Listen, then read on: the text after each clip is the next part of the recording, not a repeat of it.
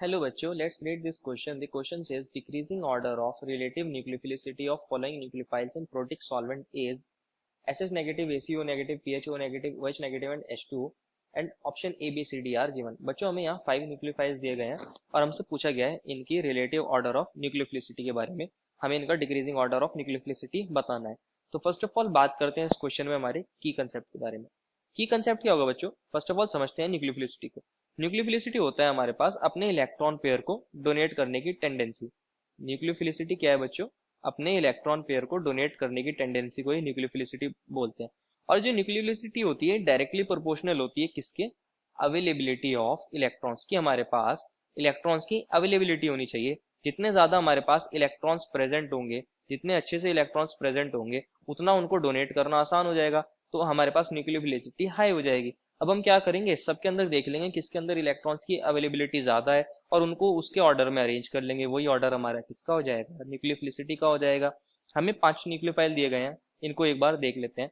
SH negative दिया है जिसको मैं ऐसे दिखा रहा हूँ. एक दिया हमें ACO नेगेटिव. ACO नेगेटिव को मैं कैसे लिख सकता हूँ? ACO नेगेटिव को ऐसे भी लिखा जा सकता है CH3 C double bond O और यहाँ हमारे पास O नेगेटिव. थर्ड दिया है हमें PHO नेगेटिव. PHO नेगेटिव क्या हो गया बच्चों? हमारा फिनॉक्साइड आयन हो गया है. इसको मैं ऐसे दिखा रहा हूँ. फोर्थ दिया है हमें OH नेगेटिव, यहाँ हमारा नेगेटिव चार्ज है. एंड हमें फिफ्थ दिया है बच्चों H2. H2 तो होता क्या है, H2 को मैं ऐसे भी लिख सकता हूँ, ये H है, ये ऑक्सीजन है और ये हाइड्रोजन है और इसके यहाँ दो लोन पेयर है. अगर आप सभी के पास देखोगे तो हमारा सल्फर के पास यहाँ दो इलेक्ट्रॉन पेयर है, ऑक्सीजन के पास यहाँ दो इलेक्ट्रॉन पेयर है, इसी तरह इस वाले ऑक्सीजन के पास भी दो इलेक्ट्रॉन पेयर है और इस वाले इलेक्ट्रॉन के पास दो इलेक्ट्रॉन पेयर है और इसके पास भी है और लास्ट वाले में भी है. लेकिन नेगेटिव चार्ज का मतलब क्या होता है? एक इलेक्ट्रॉन अपना है और एक इलेक्ट्रॉन इन्होंने गेन कर लिया है. इसी तरह यहाँ पर भी दो इलेक्ट्रॉन्स है, एक अपना एक दूसरे का गेन किया है इन्होंने. नेगेटिव चार्ज का मतलब यही होता है कि दो दो इलेक्ट्रॉन और हैं और यहाँ पर भी टू इलेक्ट्रॉन्स और आ गए हैं इनके पास, इन ऑक्सीजन के पास. बट लास्ट वाले में ऐसा नहीं है. हमारे फर्स्ट फोर ऑप्शंस के अंदर अगर आप देखोगे, एसएस नेगेटिव हो, एसीओ नेगेटिव हो या फिर फिनॉक्साइड आयन हो या फिर ओएच नेगेटिव हो, इनके पास बच्चों फ्री इलेक्ट्रॉन्स हैं. लोन पेयर के अलावा फ्री इलेक्ट्रॉन्स है. लेकिन हमारे पास वाटर के अंदर कोई फ्री इलेक्ट्रॉन नहीं है, ये बॉन्डेड इलेक्ट्रॉन्स है. नो फ्री इलेक्ट्रॉन, ये बॉन्डेड इलेक्ट्रॉन है, बॉन्डेड इलेक्ट्रॉन. तो जो बच्चों फ्री इलेक्ट्रॉन होंगे उनको देना इजी होगा या बॉन्डेड इलेक्ट्रॉन को? जो बच्चों फ्री इलेक्ट्रॉन होते हैं उनको डोनेट करना इजी होता है. तो जहां हमारे पास फ्री इलेक्ट्रॉन्स होंगे उनकी न्यूक्लियोफिलिसिटी ज्यादा होगी, जहां बॉन्डेड इलेक्ट्रॉन होंगे उनकी न्यूक्लियोफिलिसिटी कम होगी. तो हमारे पास H2 के अंदर बॉन्डेड इलेक्ट्रॉन है तो इसकी न्यूक्लियोफिलिसिटी तो सबसे कम हो जाएगी. अगर हमें रिलेटिव ऑर्डर लिखना हो किसका बच्चों?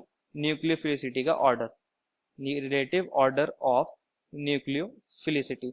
तो हम ऐसा बोल सकते हैं कि उसके अंदर हमारा जो वाटर होगा वो लीस्ट होगा, उसकी लीस्ट होगी बच्चों, बाकी सबकी इससे ज्यादा ही होगी.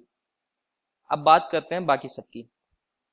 हमारे पास SH नेगेटिव है, ACO नेगेटिव है और PHO नेगेटिव है और OH नेगेटिव है. बात करूं ACO नेगेटिव और PHO नेगेटिव, तो बच्चों इसके अंदर क्या हो रहा है? कॉन्जुकेशन हो सकता है और कॉन्जुकेशन की वजह से हमारे इलेक्ट्रॉन्स जो हैं वो इतना ज्यादा फ्रीली अवेलेबल नहीं होंगे as compare to OH negative and SH negative. तो इनकी न्यूक्लियोफिलिसिटी कम होगी as compare to SH negative and OH negative. तो हम ऐसा बोल सकते हैं कि SH नेगेटिव और OH नेगेटिव की न्यूक्लियोफिलिसिटी PHO नेगेटिव और ACO नेगेटिव से तो ज्यादा ही होगी. अब हम SHO नेगेटिव और OH नेगेटिव की कंपेयर कर लेंगे और PHO नेगेटिव और ACO नेगेटिव की कंपेयर कर लेंगे. फर्स्ट ऑफ ऑल करते हैं हम SH नेगेटिव और OH नेगेटिव की कंपेयर. बच्चों दोनों के पास हमारे पास इक्वल इलेक्ट्रॉन्स हैं. लेकिन बात करूं वहीं मैं सल्फर की, SH नेगेटिव में हाइड्रोजन और OH नेगेटिव में जो हाइड्रोजन है वो तो कॉमन है. लेकिन बात करूं मैं वहां सल्फर की, तो सल्फर का साइज क्या होता है बच्चों? बड़ा होता है. ये हमारा सल्फर है, ये हाइड्रोजन है और यहाँ नेगेटिव चार्ज. और ऑक्सीजन के अंदर क्या होता है बच्चों? ऑक्सीजन का साइज क्या होता है? सल्फर से छोटा होता है.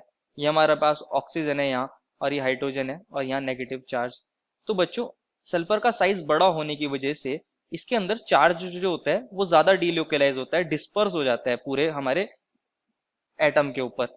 डिस्पर्स होने की वजह से डिस्पर्स होने की वजह से यहाँ अवेलेबिलिटी ऑफ इलेक्ट्रॉन्स क्या हो जाती है? कम हो जाती है. इस वजह से इसकी न्यूक्लियोफिलिसिटी कम हो जाती है as compare to OH negative. अगर बात करें न्यूक्लियोफिलिसिटी की तो OH नेगेटिव की ज्यादा हो जाएगी. OH नेगेटिव फर्स्ट नंबर पर आ जाएगा देन SH नेगेटिव. ये हमारे दो और अरेंज हो गए। अब बात करते हैं PHO नेगेटिव और ACO नेगेटिव की। PHO नेगेटिव को कैसे लिख सकता हूँ बच्चों, ये हमारे पास बेंजीन रिंग है और यहाँ हमारे पास O नेगेटिव है।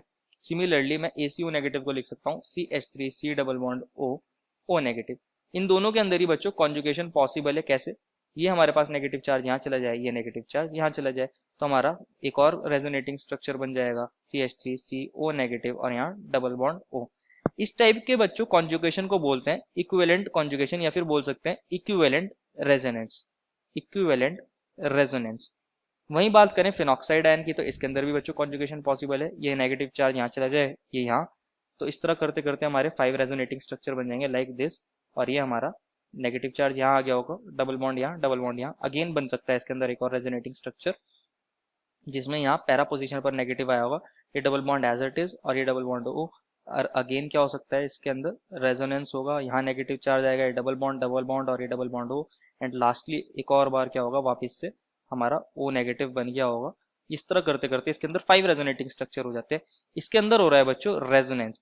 और जो हमारे पास CH3CO नेगेटिव है उसके अंदर हो रहा है इक्विवेलेंट रेजोनेंस। इक्विवेलेंट रेजोनेंस के अंदर हम थे और उसकी वजह से हमारे पास ज्यादा स्टेबिलिटी आती है। तो ये वाला जो होगा ACO नेगेटिव, ये मोर स्टेबल है। तो इसके अंदर हमारे पास इलेक्ट्रॉन्स इतना ज्यादा अवेलेबल नहीं है as compare to phenoxide ion. तो फिनॉक्साइड आयन की न्यूक्लियोफिलिसिटी ज्यादा हो जाएगी as compare to ACO negative. तो हमारा थर्ड नंबर पे कौन आ गया बच्चों, PHO negative and then ACO negative. तो ये हमारा रिलेटिव ऑर्डर आ जाएगा। इसको अपने ऑप्शन में चेक कर लेते हैं, कहाँ दिया है ये ऑप्शन में, डी में दिया है। Therefore the final answer is option number D. I hope you understood it well and best of luck.